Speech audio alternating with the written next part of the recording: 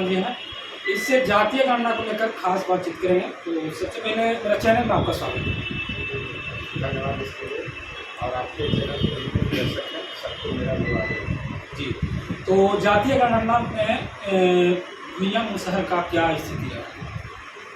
देखिए, जो हाल में ही जातीय जनगणना जारी किया गया है जी बिहार सरकार के द्वारा, उस जातीय जनगणना में अगर हम लोग उसका अध्ययन करते हैं जी तो कई चीज़ें जो हैं सो विरोधाभास प्रतीत होती हैं। और कई ऐसे तथ्य हैं जो बिल्कुल तर्कहीन है, उनको पता नहीं कहाँ से कैसे कर लिए हैं, समझ में नहीं आ रहा है। और जहाँ तक मांझी मुसहर भुइयां परिवार के सदस्यों की स्थिति के बारे में आप कहना चाहेंगे, तो उसमें हम लोग कहना चाहेंगे कि पूरे बिहार की आबादी अंग्रेज़ों के समय बिहार में लगभग 3.5% से अधिक थी। और आज़ादी के लगभग 90 साल से अधिक हो गई। और आज भी हमारी मांझी मुसहर भुइयां की आबादी को 3 पॉइंट समथिंग यानी 3.5% से ऊपर दिखाया गया। जी तो अंदाज़ा लगाइए कि इस बीच में 90 साल का गैप है। और 90 साल के गैप में क्या उन मुसहर भुइयां परिवार के सदस्यों की आबादी बढ़ी है? क्या उनके परिवार के सदस्यों की संख्या में वृद्धि नहीं हुई? सोचने वाली बात है। दूसरी बात यह कहना चाहेंगे कि गरीबी, अशिक्षा और जागरूकता की कमी की वजह से, जबकि WHO कहता है कि अशिक्षित, गरीबी और जागरूकता की कमी की वजह से दलित परिवारों में जो जनरेशन का होता है, प्रजनन दर होता है, वह अधिक होता है और उनकी आबादी काफ़ी तेज़ी से बढ़ती है। जी तो समझ में नहीं आता है कि उनका रिपोर्ट क्या कह रहा है। ये तो कह रहे हैं कि 1931 में भी मांझी मुसहर भुइयां की आबादी उतनी ही थी जितनी आज है।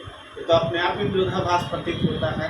उसके बाद हम कहना चाहेंगे कि जातीय जनगणना 2011 का भी आबादी का जनसंख्या रिपोर्ट किया गया, उसमें भी हम लोग को आबादी लगभग 6.5% से अधिक केवल मुसहर को बताया गया। और भुइयां परिवार लगभग 2.8%, मतलब लगभग 3% के आसपास। तो 639 मतलब 10% से अधिक हमारी आबादी पिछले वर्ष दिखाई गई। लेकिन और इस वर्ष की आबादी में हमको मात्र 3.5% मुसहर भुइयां को और 2% समथिंग आपका भुइयां परिवार को दिखाया गया। इसका मतलब है कि 4.5 के आसपास दिखाया गया। तो ये अपने आप में आंकड़ा दिग्भ्रमित कर रहा है, विरोधाभास प्रतीत हो रहा है। ऐसे कैसे संभव हो सकता है?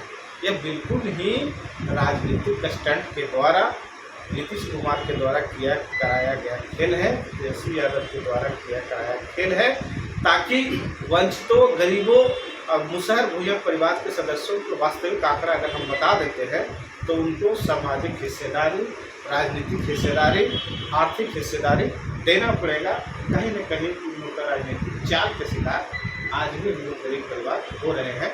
इसका जीता जागता उदाहरण हमको जातीय जनगणना रिपोर्ट से प्रस्तुत होता है। इससे आपको साफ साफ लग रहा है कि कहीं ना कहीं आप जातीय गणना से खुश नहीं है। ये बिल्कुल, हम तो इसको जातीय जनगणना नहीं, ये गड़बड़ झाला गणना हुआ है। एक बंद कमरे में रिपोर्ट को तैयार कर दिया गया। आखिर हम जानना चाहते हैं इतनी हड़बड़ी में इस जातीय जनगणना रिपोर्ट का प्रकाशन क्यों कराया गया? सर्वप्रथम सवाल, क्या जातीय जनगणना करने वाले पदाधिकारी प्रत्येक के घर में गए हैं? ऐसा तो नहीं है। हम लोग मांझी मुसहर भुइयां की आबादी के जो गणना ही लोग किए हैं, तो हम लोग तो कमाने खाने वाले हैं। अब देखते होंगे हम लोग ईंट के भट्टे पर ईंटा पाते हैं, मिट्टी ढोते हैं, मजदूरी करते हैं। तो अन्यत्र भी यहाँ वहाँ हम लोग जाके रहते हैं। हम लोग रहते हैं जरूर बिहार में, लेकिन जीवन जीविका के लिए अपने निवास स्थान पर नहीं रहने के कारण हमारे लोगों को नगण्य घोषित कर दिया गया, जिसके कारण आज बिहार की जो जातीय जनगणना रिपोर्ट पेश किया गया है उसमें हमारी आबादी लगभग 3.5% से ऊपर बताई गई है। ये कितना नाइंसाफ़ी है। तो कहीं न कहीं यह जो चाल है वो बिल्कुल हम लोग इस चीज़ को समझ रहे हैं। और यह पूरी तरह से लोकसभा चुनाव 2024 को देखते हुए, विधानसभा चुनाव 2025 को देखते हुए लालू और नीतीश और तेजस्वी के द्वारा ये किया गया खेल है। बस और कुछ नहीं इसमें कर सकते। अच्छा, ये जातीय जनगणना हो गई, सामाजिक और आर्थिक गणना क्यों नहीं की, इस पे क्या कहना चाहिए? यही तो समझते थे जी, समझना चाहिए।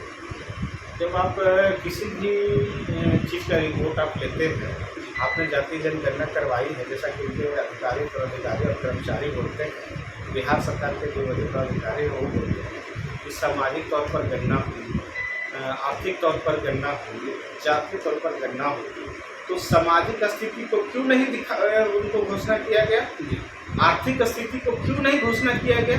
केवल जात के नाम पर जातीय गणना को प्रदर्शित करना कहीं न कहीं उनकी विचारधारा को प्रकट करता है।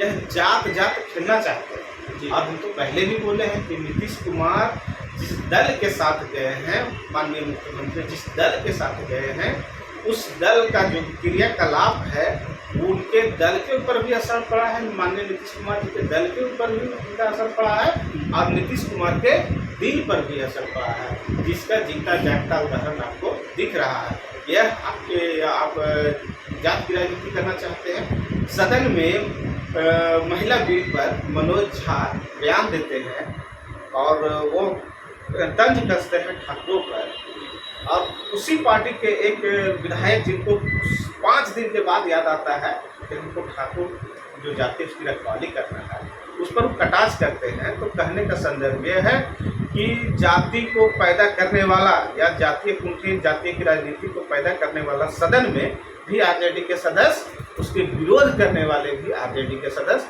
तो जिस नेचर की परिपाटी रहा है राजद का, जिस नेचर की परिपाटी रहा है जदयू का, उसी नेचर को लेकर इन लोग चल रहे हैं और दोनों भाई जात का राजनीति खेल रहे हैं। इसी का जीता जागता उदाहरण यह प्रतीत होता है। तो जातीय गणना को लेकर हम पार्टी का क्या होगा? हमारी पार्टी का बिल्कुल स्पष्ट रुख है कि जातीय जनगणना रिपोर्ट काफ़ी दिनों के बाद उन्होंने पेश की है, इसमें अनुसूचित जाति जनजाति की आबादी को 19.5% से लगभग 20% दिखाई गई। अगर हमको आबादी 20% मिला है हमको, तो हमको उसका आरक्षण भी उसी के हिसाब से मिलनी चाहिए। आबादी के हिसाब से भी आरक्षण मिलना चाहिए हम लोग को। और कहीं ना कहीं जो जातीय जनगणना किया गया है उसमें गड़बड़ झाला है, काफ़ी भ्रामक स्थिति है।